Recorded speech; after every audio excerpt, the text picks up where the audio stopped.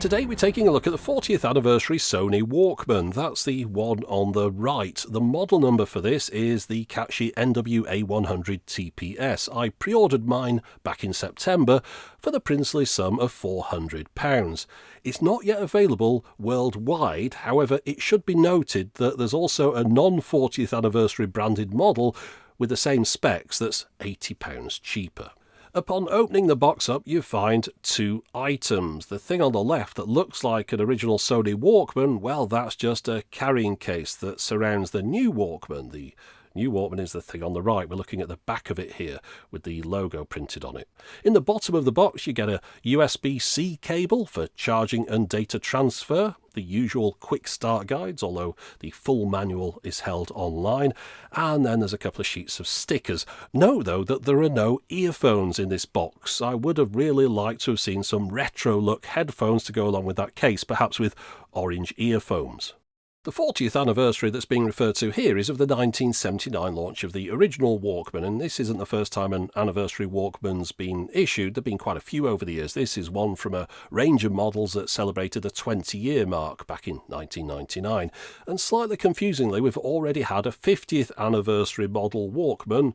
This unusual mirror-fronted side-loading cassette player, the WME-X5, came out in 1996. However, that was celebrating 50 years of Sony rather than of the Walkman itself. But getting back to our 40th anniversary model, unlike those other previous Walkman, this is not a cassette player, it's a digital media player in a nifty retro-look vinyl case. But if we just take it out of the case to have a look at the device itself, you can see, first off, on the right-hand side, we've got a hold switch at the bottom, and then transport and volume controls above that with a power switch at the top. The 40th anniversary logo is printed on the back, but you'll probably soon forget it's there once it's inside that case. Along the bottom from left to right there's a 3.5mm headphone jack, a lanyard loop, a USB-C socket, and then behind a cover on the right there's a slot for a micro SD card, and I've put a 256GB card in mine. It does have 16GB of internal memory, but a good proportion of that is taken up by the operating system. Now when you switch it on, you're greeted by the Sony logo, but also note this is a device powered by Android. That's Android 9 to be precise. You'll see it needn't have mentioned it though once it's up and running, because Android is front and centre throughout the whole experience. When you first switch it on, you go through the exact same procedure as you would setting up a new Android phone. You sign into Google, you agree to various pages of terms and conditions, and you even set up a screen lock passcode. Yes, a passcode on a Walkman. Now that's a first for me, although that said, I haven't used any of Sony's other recent models. The last time I bought a brand new Walkman was back in 2005, and that one didn't need a passcode before I could play a mini disc. However, I do own some other more recent digital audio players, and they don't require passcodes either. They just wake straight up, but that's because they don't have my personal data on them. Now I could have skipped the option to set up a passcode on the new Walkman too. However, on this occasion that would be unwise, since I've already signed into my Google account, and if someone was to pick it up, they'd have access to my data. So what we really have here is a smartphone without the phone part. It's like an Android version of an iPod Touch. Although there's no camera on this Walkman, instead it's really more focused on the audio side of things. And on the iPod Touch, you also don't have to give the music app permission to play your music when you first activate it. Now just think about that for a moment. You've got to allow the Sony Music app permission to access your music. The Walkman has gone from a standalone device to an app on a hobbled smartphone. Now I need to mention that during the setup process, if you decide not to sign into Google, then you can probably get away without creating a passcode. It's entirely your call. However, you might discover that you do want to use some of the Google apps to get the most out of the device. For example, I wanted to install the Sony headphone app from the Google Play Store. However, by connecting these via Bluetooth, I can then use the device without requiring a passcode whenever they're powered on and in the vicinity of the Walkman, because I've added them in as a trusted device using the Android Smart Lock function. Now, as far as the Sony Music Player app goes, which is really the heart of the device, it functions exactly as you'd expect a modern music player app to function. You can select tracks by album, artist, location, genre, year, composer, etc. You can favourite tracks, you can create playlists, you can delete files. In addition to all that though, you've got a few ways to alter the sound. Some of these have a more noticeable effect on the audio than others. Things like the DC Phase Linearizer and the vinyl processor really didn't do all that much for me. However, I definitely preferred the sound once I'd activated the Clear Audio Plus feature. It just made things a little bit richer and fuller. Now, if you want to shape the audio yourself, there's also an equalizer with various presets, or you can create and save 2 personalised custom equalization profiles. And then, of course, you can always bypass all this stuff with one tap of that direct button. Another thing that automatically bypasses all these audio customization features is Bluetooth. Whenever you've got your Bluetooth headphones attached, all the processing options are locked out. Of course, Bluetooth isn't the audiophile swear word it once was. With all this high-res wireless stuff, my Bluetooth earbuds and headphones now sound as good as, if not better, than my wired ones.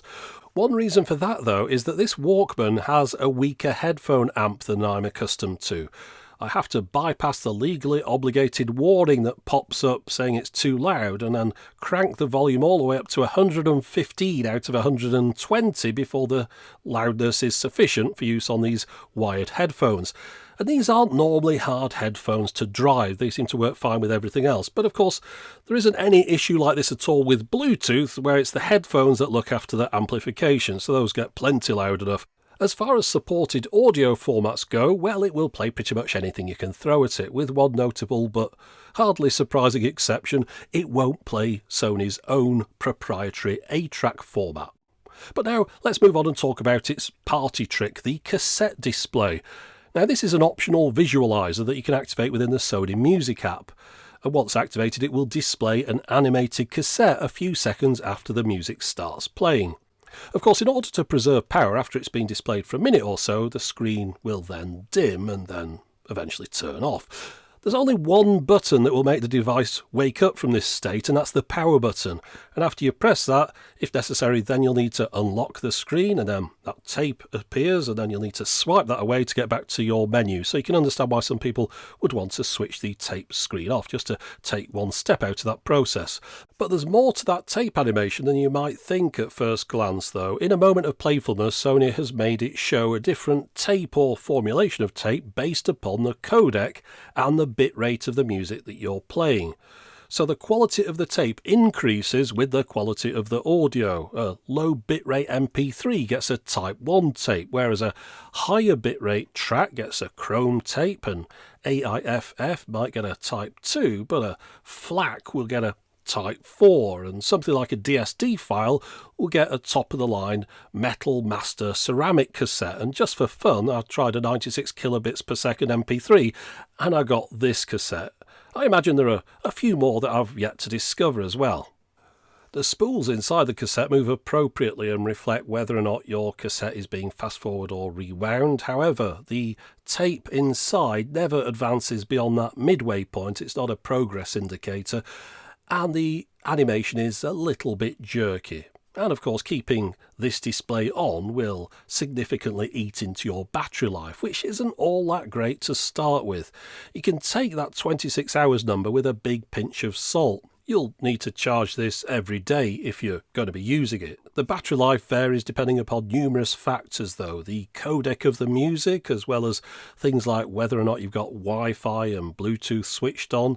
But it is only a small device with a 3.6-inch 1280 by 720 screen. So that also means the battery is smaller than you're used to getting in a normal size phone nowadays. Just to give you an idea, I charged mine to 100% and left it unused. The Wi-Fi and Bluetooth radios were left activated, but the device wasn't used. And 24 hours later, I picked it up and had a look, and the battery was down to 50%. So in 24 hours, I used 50% of the charge without doing anything with it at all. It also takes a while to boot up from being switched off, so you'd probably want to leave it in standby. Now that's a long way away from the 78 hours of play I get out of my 20-year-old Walkman, and you can leave this one in a drawer for a week and it'll still play a tape when you get it out again. Now, you might have noticed the battery estimates gave numbers with and without ambient sound and noise cancelling, and you might have thought, what's that got to do with the battery in the Walkman? It's usually the job of a battery in the headphones to power those features if they have them. You can also see the controls at the bottom of this screen to switch those features on and off, but even though my earbuds have those features, it won't activate them in my earbuds. Instead, the controls are here because this Walkman is capable of handling the processing required to enable these features on a set of wired earbuds, a very specific set of wired earbuds that are currently only available in Japan. Now, I really feel that if this Walkman is capable of activating that feature in these earbuds, then these earbuds should have been included inside the box. Going back to my old cassette Walkman, one useful feature that many of these models had was an inline remote control, which enabled you to operate most, if not all, of the features of the player. Nowadays, though, most Bluetooth headphones will enable you to play and pause and skip tracks, and some let you adjust the volume all by touching buttons on the side of them. However, if you're using wired headphones, then you're going to be using the controls on the player itself. And I found that it's quite easy when intending to adjust the volume to press the power button, which is next to the volume up button instead, and then that locks the screen. The volume up button, though, and the play pause button do have very small identifying pimples on them, but in my opinion, the buttons aren't sufficiently differentiated from one another. But now a quick word about sound quality. According to Sony, this device has all sorts of specs and components that should enhance the sound over your average smartphone. But for me, digital high-res sound has got to this point where, unless a device is malfunctioning in some way, it all just sounds good enough. It's more down to the type of music you're playing, the headphones that you're using, and your own hearing ability, as it is down to the amount of gold in the solder on the battery connectors. We're no longer comparing 64 kilobits per second MP3s against a FLAC file or a Type 1 ferric tape to a metal. The difference between one device and another playing the same digital high-quality file is neither here nor there as far as I'm concerned. My advice is just enjoy the music rather than worrying about it. If there was anything wrong with this, I would have let you know, and as far as I can tell, there's absolutely nothing wrong with it. I'm really more about the user experience though, and for me, that is where this Walkman misses the mark. I really think they could have done more to make it feel like a Walkman. Just to give you an example, this is a device that just does one job. It's an Astle & Kern Junior. It's a totally offline music player, a DAP, a digital audio player. You load it up with music and it plays it back, and that is it. However, that device is a few years old. We're now in the age of streaming music. And therefore, I completely understand why Sony decided that Wi-Fi was a necessity on this Walkman. And by including it, it means I can install an app to the device like Apple Music, and I can sync it up with my library. I can stream music direct to the device as long as I'm on Wi-Fi, but I can also download tracks to the microSD card for listening to when I'm not. I could use apps like Audible to download books to the device as well, and of course the same goes for podcasts. And of course, in this day and age, a music player needs to be able to function as a standalone device. You don't want to have to plug it into a computer to sync your files across to it, although whether or not you need to watch YouTube on a 3.6-inch screen, well, I'm not sure about that, but you can. I also understand why Sony used Android to enable this Walkman to do all these things. However, I really do think they should have skinned it to be first and foremost a Walkman, rather than having the Sony music player as just another app on a standard Android 9 interface. As an example of what I mean, this digital player that I reviewed a while ago boots straight into the music player. You never get to see the Android home screen with a grid of icons.